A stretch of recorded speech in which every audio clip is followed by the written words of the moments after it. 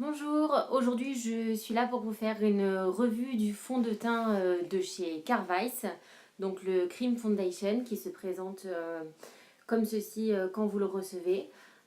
Donc c'est un fond de teint naturel. Carvice est une marque danoise, je crois bien, et j'ai acheté ce fond de teint sur Bazar Bio. Donc ça fait un petit moment que je l'ai maintenant, ça va faire 2 mois, donc j'ai un petit peu de recul pour vous en parler. Alors, tout d'abord, quand vous commandez, vous avez le choix ou bien vous commandez le fond de teint à l'intérieur du boîtier de chez Carvas qui est très joli et du coup le prix est de 61 € ou bien vous commandez seulement la recharge et pour le coup c'est une trentaine d'euros, 36 € je crois sur Bazar Bio, pardon. Donc moi c'est ce que j'ai fait, hein. J'ai commandé juste la recharge, donc on reçoit dans ce petit emballage en carton, voilà, avec le fond de teint à l'intérieur. Moi, j'ai pris la teinte Just Sheer, donc qui me correspond parfaitement. Donc ce fond de teint, il est à base d'huile d'amande douce et d'huile de coco. Donc voilà, je sais qu'il y a certaines personnes pour qui l'huile de coco peut être comédogène.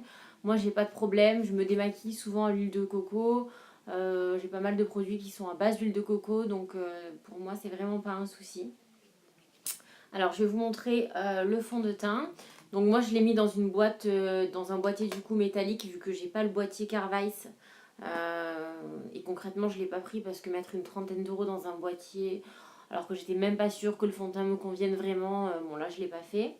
Et donc du coup, voilà, c'est aimanté, le support du fond de teint. Donc vous pouvez le mettre dans une Z palette ou bien, voilà, moi j'ai un petit boîtier Make Up Forever. Donc la teinte Just Sheer, elle est assez mate quand même. Moi, elle me convient bien. Je dirais qu'elle a des sous-tons dorés. Donc voilà. Au niveau de l'application, je l'applique de deux façons différentes. Ou bien avec un pinceau. En l'occurrence, c'est le teint multitexture 45 de chez Sephora qui est super doux, super dense. Ou bien du coup avec mon Beauty Blender. Bon là il est sale en l'occurrence. Donc je vais vous montrer comment je l'applique. Je vais faire une partie, donc la moitié du visage avec le pinceau et l'autre moitié avec le Beauty Blender. Donc je commence par prélever de la matière. Comme ça. Et on y va. En sachant que là, bon, je ne suis pas du tout maquillée, hein, j'ai juste un petit peu d'anti-cerne pour cacher la misère.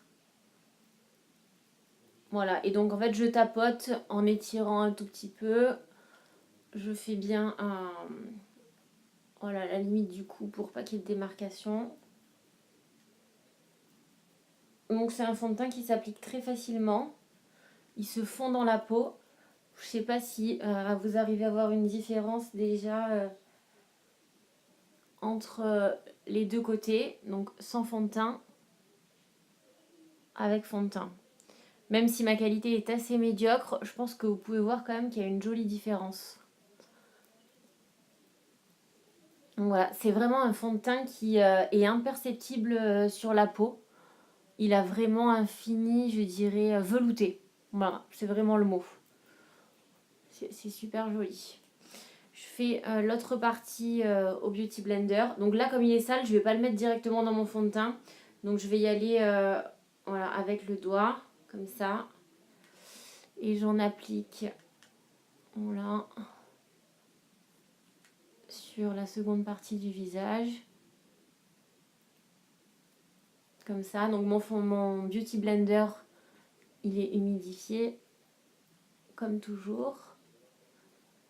Et je tapote bien là sur les ailes du nez où j'ai des rougeurs. Et sur le front.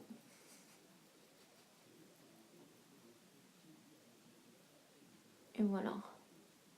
Je sais pas si vous voyez bien la différence entre l'avant et après. J'espère que oui. Donc c'est pas mal. Au niveau de la différence d'application, bon, la couvrance elle est plus importante quand on l'applique avec un pinceau. Au Beauty Blender c'est plus diffus et plus transparent. Mais vraiment c'est un très beau fond de teint. Au niveau du rendu, donc je vous ai dit tout à l'heure, c'est rendu velouté. Je dirais que si vous avez la peau très grasse, ça va peut-être poser un problème parce que moi, il faut absolument que je le poudre sur la zone T. Sinon, vraiment, 2 heures après, je vais commencer à briller. Donc voilà, en revanche, sur les autres parties du visage, ça donne un petit aspect un peu glowy. C'est vraiment, c'est super joli.